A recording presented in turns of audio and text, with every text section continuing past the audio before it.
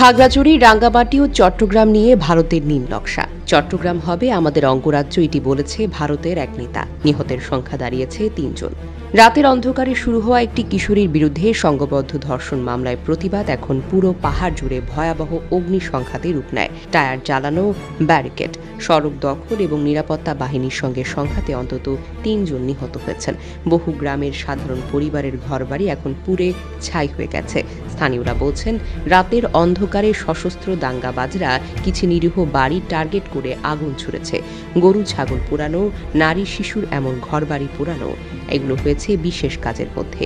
বিশেষ করে রামেশ্বর বাজার এলাকায় ভয়াবহ ধ্বংসযজ্ঞ চলছে। রামেশ্বর বাজারের অনেক দোকানপাট, ঘরবাড়ি পুড়ে ছারখার হয়ে গেছে।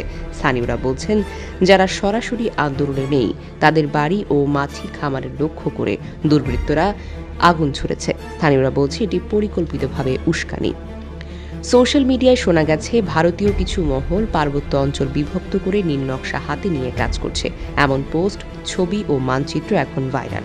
কিছু অনানুষ্ঠানিক ভিডিও পোস্টে বলা হয়েছে, ত্রিপুরার রাজপরিবারের নেতা প্রদ্যোৎ মাণিক্যদেব বর্মা বলেছেন, চট্টগ্রাম আমাদের অঙ্গরাজ্য হবে। আর সেই কটূক্তি ছড়িয়ে পড়তেই উত্তেজনা আরও বাড়ে। একই সাথে সূত্রগুলো আরও স্পষ্টভাবে বলছে, সীমান্ত চ্যানেলে অস্ত্র সহায়তা চলমান। কেউ বলছে অ্যাডভান্সড মেশিন গান, অতিরিক্ত গোলা বারুদ ও প্রশিক্ষিত কিছু বাহিনী সীমান্ত নিয়ে ঢুকছে। এখানে বিদেশি ষড়যন্ত্রের পূর্বাভাস স্পষ্টভাবে পাওয়া যাচ্ছে। স্থানীয় বিজেপি সেনা সতর্ক করেছে। কিছু লোকজন বলছে, এভাবে চলতে থাকলে চট্টগ্রাম হারিয়ে ফেলার মতো পরিস্থিতি দেখা দিতে পারে। জেলা প্রশাসন ২৭ সেপ্টেম্বর থেকে ধারা ১৪৪ জারি করেছে। বিজেপি ও সেনা মোতায়েন করেছে এবং সিসিটিভি ফুটেজ যাচাই করে সন্দেহভাজন ব্যক্তিকে চিহ্নিত করা হয়েছে। সাজেক, রাঙ্গামাটি, চট্টগ্রাম সড়ক বিচ্ছিন্ন। সাজেকে আটকে থাকা পর্যটকদের নিরাপদে আনা হয়েছে।